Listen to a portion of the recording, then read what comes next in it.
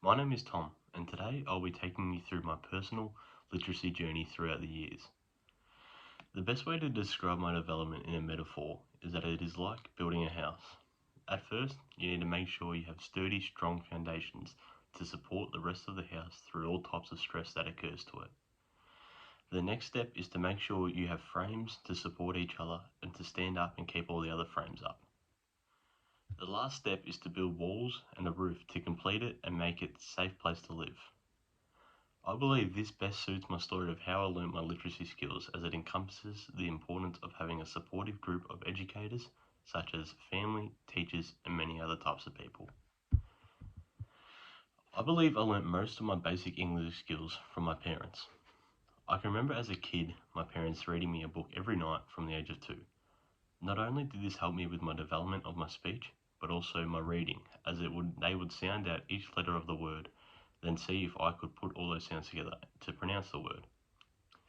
This is something I still do to this day with words that I do not know or that I struggle to read. My parents are the starting foundations of the house of my language development. Around the same time, I was also watching children's cartoons such as Sesame Street, which is very intriguing as a young kid, but as well very educational. Even if I did not understand the lessons that were being taught in these cartoons, the exposure of the English language, but also the letters that were explained in each episode, helped me understand the sounds each letter made. Around the age of 4, I started to develop a lisp and a stutter. The stutter did not affect me as much early on with my talking, but when I was able to start to put sentences together, I struggled to say the words that were on my mind. This didn't affect me straight away as I was still young, but as I grew older, I had to focus more on what I was saying and slow down my speech to be able to get out what I wanted to say properly. With the lisp, I would pronounce my R's as W's. This required me to go to a speech therapist once a week for about a year till I eventually got over my lisp.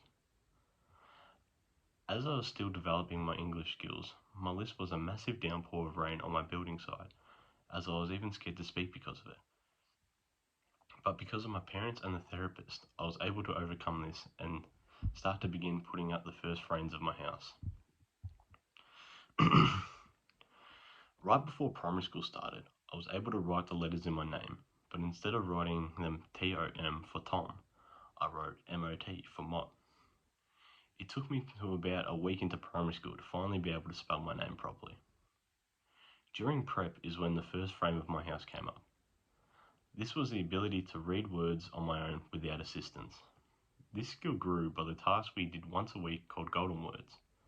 The Golden Words were 30 random words, but simple, that we got given each week and were made to learn it as some sort of homework.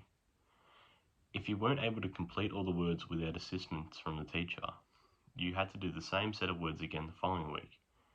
But if you could complete the whole list, you were able to go into harder pages with more difficult words. Yet again, my parents helped me every night with the reading and the sounding out of each letter, which made me never fail a page. During primary school in grade 4, I also learned how to change my tone and way of speaking depending who I was talking to. For example, if I was talking to my friends, I wouldn't really hold back with what I was saying and spoke fast and unclear most of the time. But if I spoke to a teacher, I would show respect by using more manners and talking to them in a more upbeat and cheery tone. The ability to change the way I speak to certain people added another frame to my development of my literacy skills. I also learned in grade 4 how to write fluently and in cursive. This allowed me to gain my pen license, which was an upgrade from a pencil. The constant training I endured to gain my pen license ended up being the reason why I have handwriting that is so easy to read for outside viewers now. Later in primary school, I eventually learned how to dissect the meaning of text.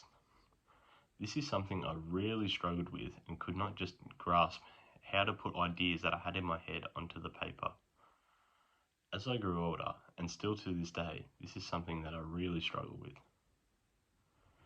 As high school started, I began to not care as much about English class as I wasn't fully able to understand how to identify the deeper meanings of text and the themes that went along with them.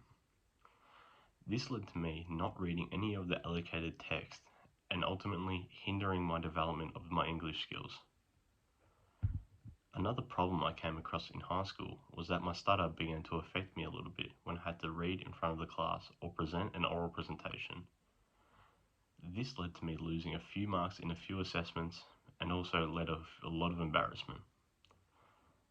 As I started to read out aloud more in class, I began to learn how to calm myself down and make sure I read each word properly and fluently. My own self-improvement is yet another frame to my massive house that I am building.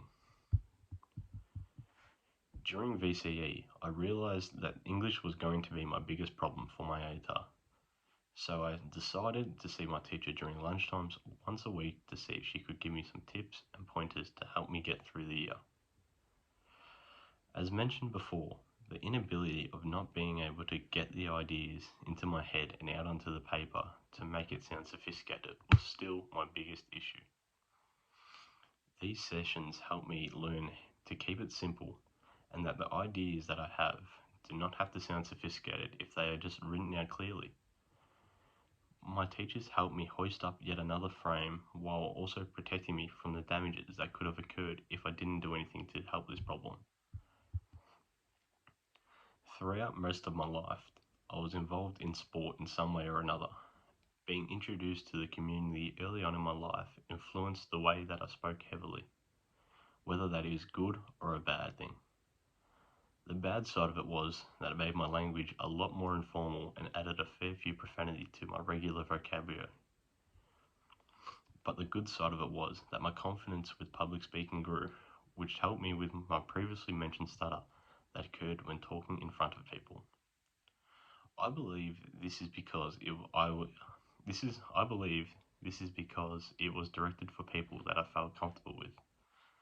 I had to address the whole team multiple times a week as I was a captain of the team, and every time I spoke, it got easier and easier to do so. I'm grateful for the opportunity I had to play sport, which eventually turned into another mainframe of my development, but also added a few quirky additions to the way I speak and my vocabulary.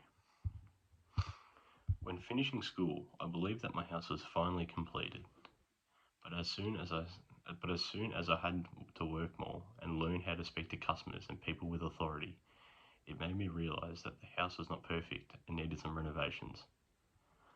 While working full-time during COVID, I had to perfect my customer service voice as I was dealing with a lot of customers that were on edge regularly.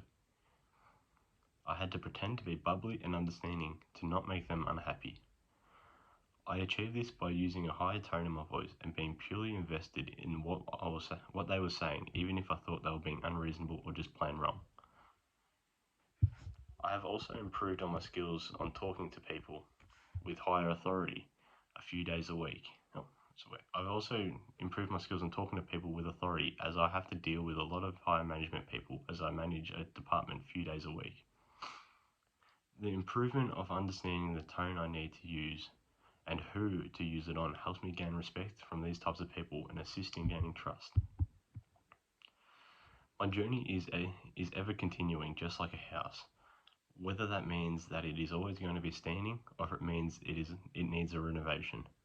Regardless of these two, the foundations that my parents, teachers, and friends set are always going to remain the same. I am aware of the problems that I have with my literacy skills, but because of this awareness, I am able to account for these and hopefully eventually be able to gain or improve on these skills. I would like to thank you for listening to my journey of my language development.